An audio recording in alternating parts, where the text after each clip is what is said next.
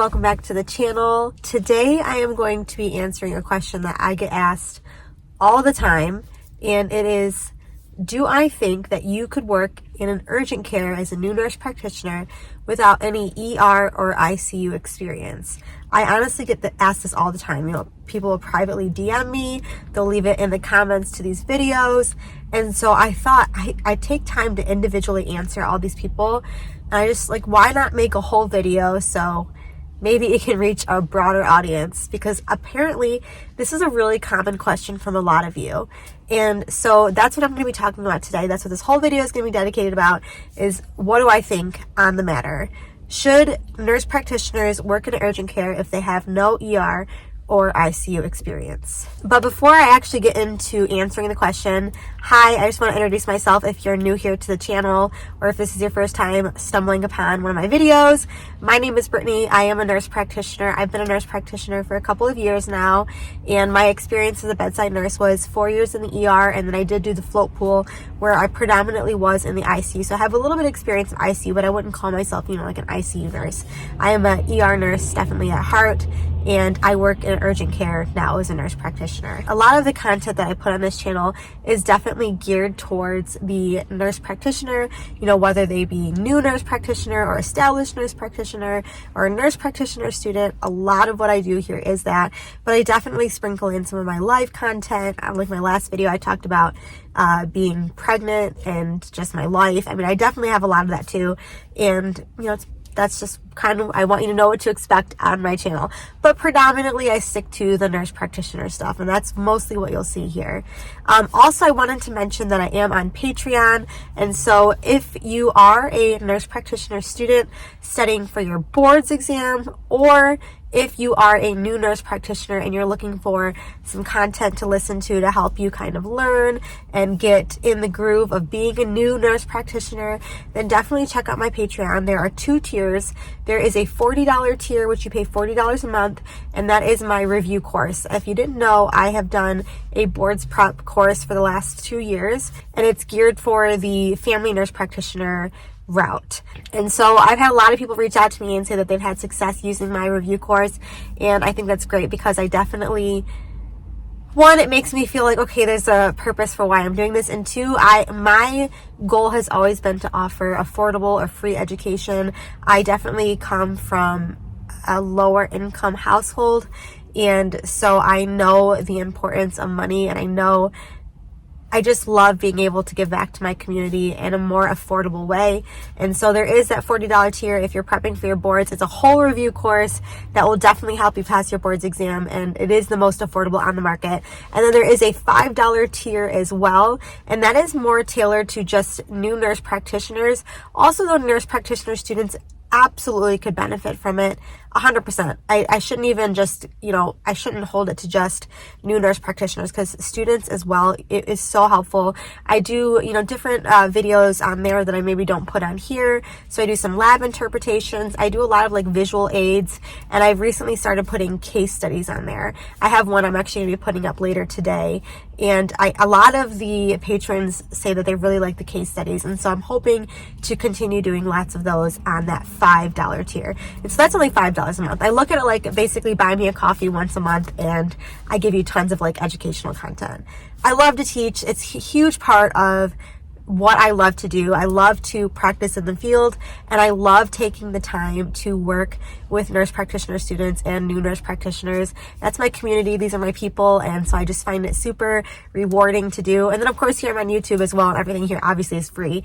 All I ask of you on YouTube here is that maybe you like the video and subscribe to the channel, because it's a free way obviously to help me out. And so yeah, that was a lot of spiel, and I want to get into answering the question now, but I just wanted to make sure to touch on all that stuff before we get into it. Also, I should say, last thing, I have a cold right now, and so I sound nasally, and I apologize. It's because I'm congested, so bear with me. It sucks. No one should be sick with a cold while they're pregnant. It seems criminal, but I do have some upper respiratory thing going on again. Thank you, children, husband that is a teacher. It's just never ending. We always have some virus cycling through our house, so I do sound nasally, and I apologize, but I wish I didn't. Trust me, I hate being sick. Anyway, okay, so now let's get into the question. Do I think that someone can work in the urgent care as a nurse practitioner if they do not have ER or ICU experience? Like I said, I get this question all the time. And I know it's because, one, a lot of people want to go into working in the urgent care as a nurse practitioner or as a new nurse practitioner, but they question if they have these skills because they didn't do, bedside ER or ICU and whatnot. Before I even get into, different pros and cons, I should tell you that at a core level, one of my fundamental beliefs is that you can do almost anything, okay? I get there's some stipulations there, but almost anything if you put enough hard work and grit into it, right? That's basically how I have framed my entire life, is if you put enough hard work and you put enough grit, if you want something bad enough, you could pretty much do anything you put your mind to. I'm not going to go out and be a ballerina. I know that that's not really possible for me, but I do believe that if sorry, I'm laughing at myself. I do believe that, really you can do a lot of things if you put the work into it. Do I think that having an ER or ICU experience is beneficial if you're going to work in the urgent care? ER, absolutely. ER, yes. Let me say really quick, ICU, from the experience that I had, like I said, I didn't have a ton. I did almost about 10 months in the ICU. It was COVID ICU too. So, it was a little skewed in that sense. It was mostly COVID patients. But, I didn't find that as relevant to working in the urgent care. ER, absolutely. Going from a bedside ER nurse to working in urgent care was the easiest transition, and it's definitely an upper hand, right? A lot of what you see in the ER, you will also see in the ICU. Of course, you hope sometimes you do see those really sick patients or those more acute critical patients, but generally you see a lot of the same stuff in the urgent care that you see in the ER. But it's not to say that I don't think you can do it without the ER background. And I have seen, working in the urgent care, multiple different providers come through that have not had that ER background that have succeeded, and then I've seen some that have failed. And again, it's what the work you put in and how bad you want it. And that's really what it comes down to. So what I would say is, if you are going, or if you would like to start working in the urgent care, okay, let me backtrack. If you're a student currently and you know that you would like to work in the urgent care as a nurse practitioner, try to get a rotation in one of your clinical rotations in urgent care. That alone will set you up for so much more success if you had never actually worked in that type of setting. If you know that that's a possibility for you, then try to get a clinical rotation. Call all of the urgent cares local or within a certain mile radius of you. There are so many, and you're going to probably find one that will take you for a clinical rotation. Or if not, find one that maybe you could shadow for a day or two, ask around. And so you can just see the flow of it. That already alone will give you an upper hand, because it really helps to, like I said, see the flow of how an urgent care works. It is a different frame of mind. Working in acute care or urgent care settings, everything is very focused on what they're coming in for, whatever their chief complaint or complaints may be. A lot of times patients will actually misuse urgent cares too as a primary care, and in those cases you have to know what you are capable of doing in urgent care and what needs to be deferred to primary care. But yeah, first and foremost, if you're a student or even if you just graduated or whatever and you know that you would like to work in urgent care, see if one, you can do a clinical rotation there, or two, if you can go and shadow and kind of get the feel of the environment and the flow of it, because that will be an upper hand to you. The next thing I would say is get your resources on hand, or get familiar with some good resources to use, I guess I should say, because you don't want to go in with a stack of resources that you've never cracked open, right? Get familiar with some good resources that you can have on hand at the urgent care. And so I've made a few videos, I think, talking about this, but what I use in practice has a little changed from what I used initially as a new nurse practitioner. When I first started out, I used the Guidelines for Family Nurse Practitioners. It's a book by Karen Fenstermacher. I've talked about it in a few previous videos. I used it all the time as a new nurse practitioner. I don't really use it that much anymore because I've gotten a lot more familiar with my role. But as a new NP, it was such a useful tool. And so I would say get some kind of tangible resource like that is really brief. It doesn't get very in depth with anything. It's really kind of bullet point information. And get familiar with it though before going into your before going into your position. Don't wait until you start working before you crack open your book. Get familiar with how you use it, where to find information. So that would be one thing. I get a tangible resource to have and be familiar with it. And then I also have a couple of apps on my phone that I still use all the time. And these are for prescribing medications. And so I use the EMRA Antibiotic Guide. I still use it all the time. And I use it solely for antibiotics. That's what it is for. I paid $10 a year for it. And it is the most useful antibiotic tool that I have. $10 a year, it's literally worth every penny, and it's right there, easy on your phone to just go through and reference all of like the bacterial infections that you'll see in practice, and the guidelines for best practice, and the antibiotics that are recommended, and backup antibiotics if there is allergies or whatnot. So it's just a super useful tool. And then I also use the Hippocrates app on my phone as well. And I actually have the free app. I've never purchased anything through Hippocrates. I just use the free app that is only for prescribing.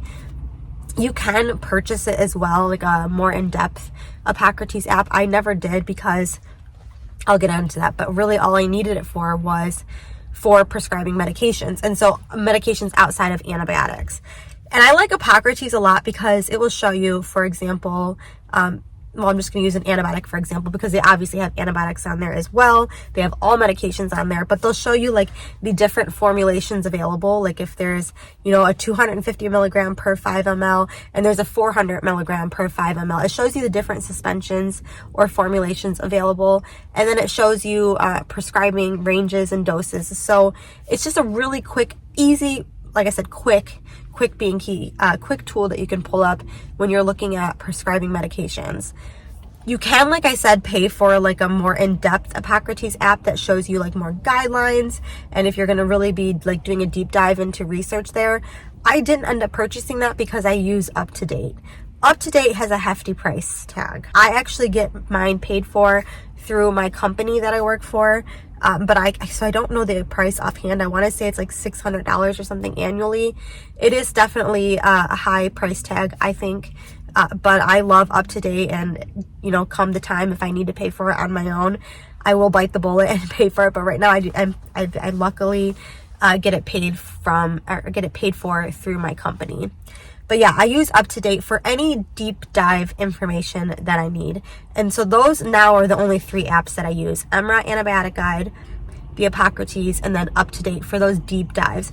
And so when I say deep dive, I don't use it that often in work because, like I said, I'm more comfortable now in my role, having worked there a couple of years. And there's not often times where I have a patient that I either A, have time, or B, need to do, a deep dive into the research. And what it comes down to is that it's not because I always have the answer. I absolutely do not. I have the answer for the most common stuff that comes in through the door. The upper respiratory infections, how to manage fractures, how to interpret, basic EKG, and when things need to be transferred to a higher level of care.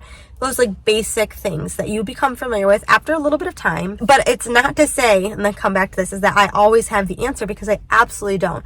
The cool thing about urgent care is that a lot of times it's knowing who to refer to. And that really is like that's the truth of the matter. And it's a perk.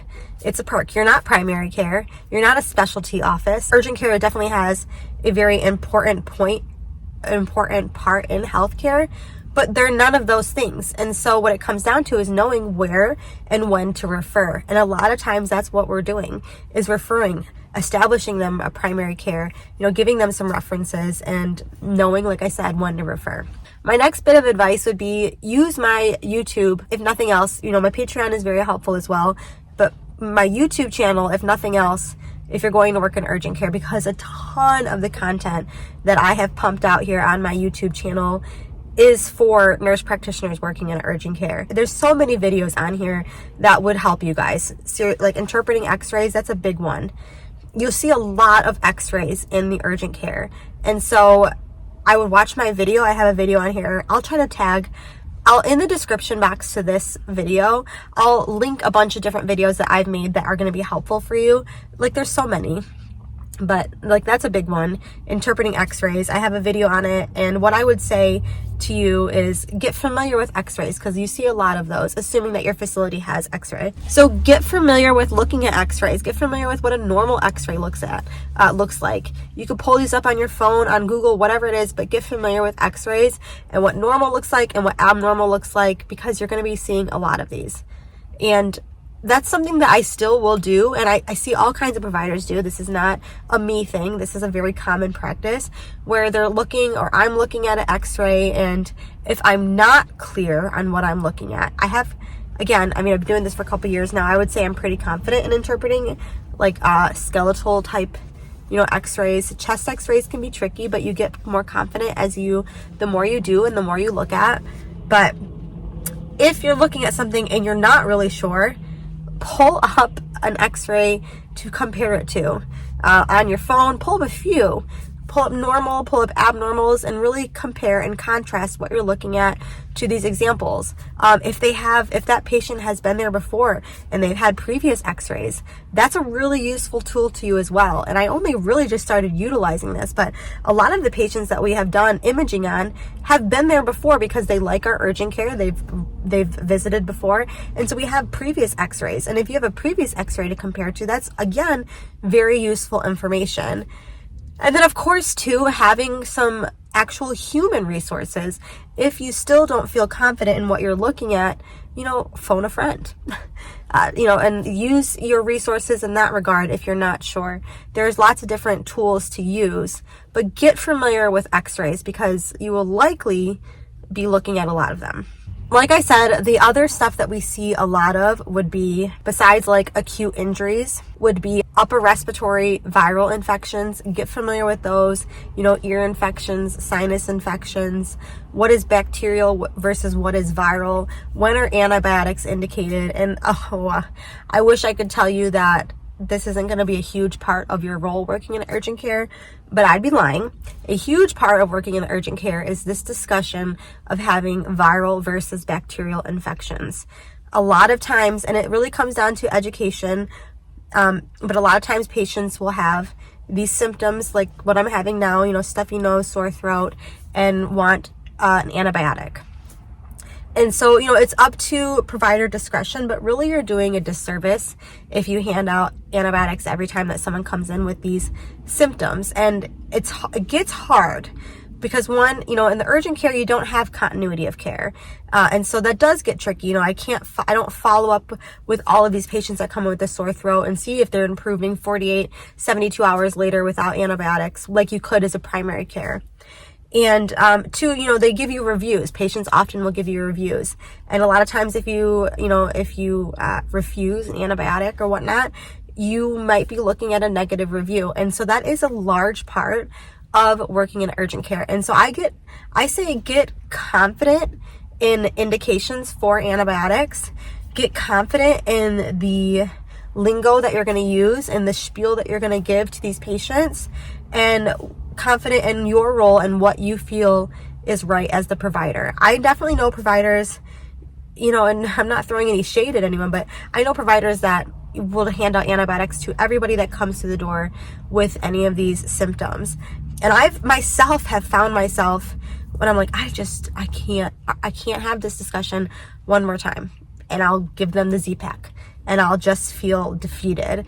Because it will wear you down. This is a big part of working in the urgent care. People come in and they want a fast fix. They're expecting to leave with the medication. And so I would say get confident in the indications for antibiotics and get confident with how you're going to approach this with your patients.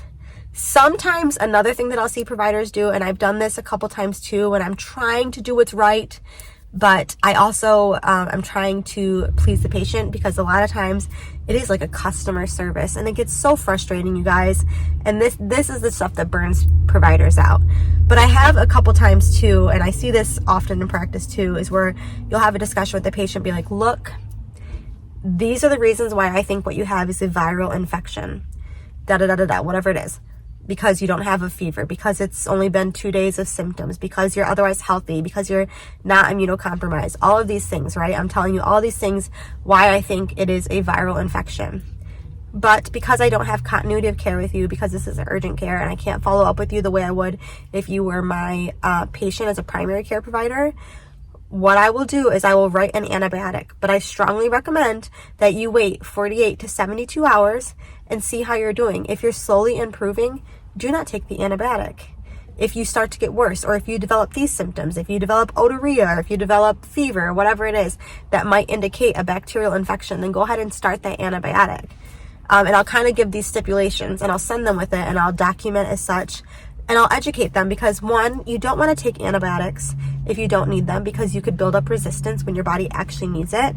You do run the risk of having, secondary issues like C. diff or other things. And usually if you start mentioning like C. diff and stuff, people kind of get a little leery of like taking the antibiotic. I personally, like last resort, I do not want to take antibiotic unless, God, I can't remember the last time I took an antibiotic. They're so hard on your gut. They just don't make you feel well. If you don't need it, like, why would you want to take it? Why would you want to put these medications in your body that you don't need?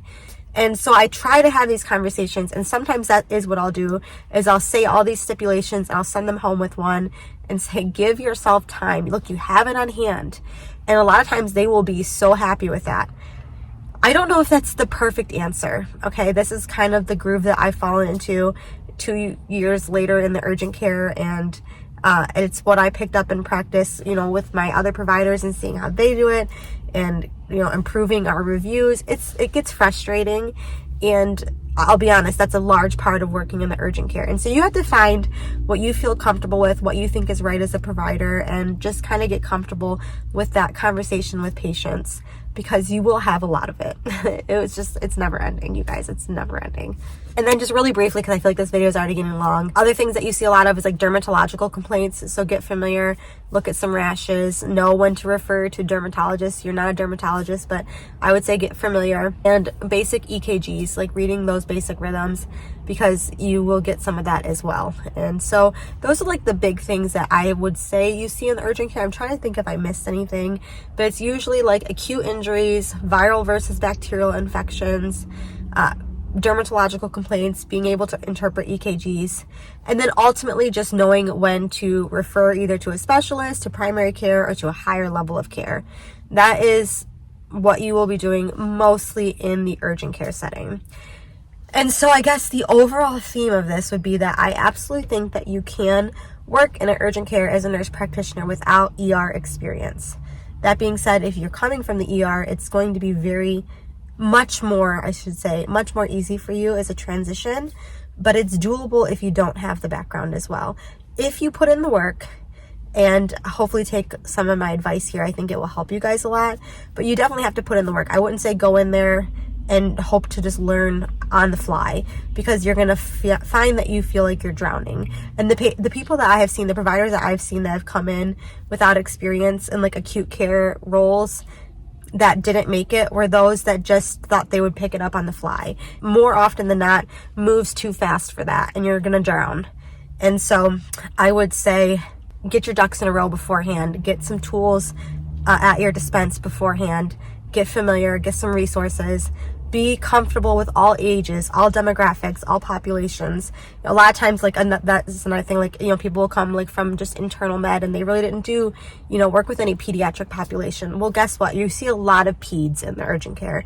So get comfortable, or become comfortable with working all ages, all demographics. You're going to see every type of person in the urgent care, because it is used so frequently. It's a great tool in the healthcare system. And so I just want you to know kind of what you're up against and what you're going to see. Hopefully you found this helpful. Hopefully I answered some of your questions and I gave you some pointers that will be helpful for you. If you have any questions for me, definitely let me know in the comments below. Like I said, just to reiterate, I will include in the description box below a list of some of the videos that I've made in the past that I think will be helpful for you. There are, like I said, tons of them. And so I'll pick out some that I think are very important for you to review here from my channel. Again, also on my Patreon, there's lots of information there for you as well. If that's something that you're interested in, definitely check it out. That will be in the description box below as well. But otherwise, I think that's going to be it. I think I touched on everything that I wanted to touch on. Let me know though, like I said, if you have any questions. I wish you guys nothing but the best. Don't forget to learn something new every day. And until next time, I'll talk to you soon. Okay, bye.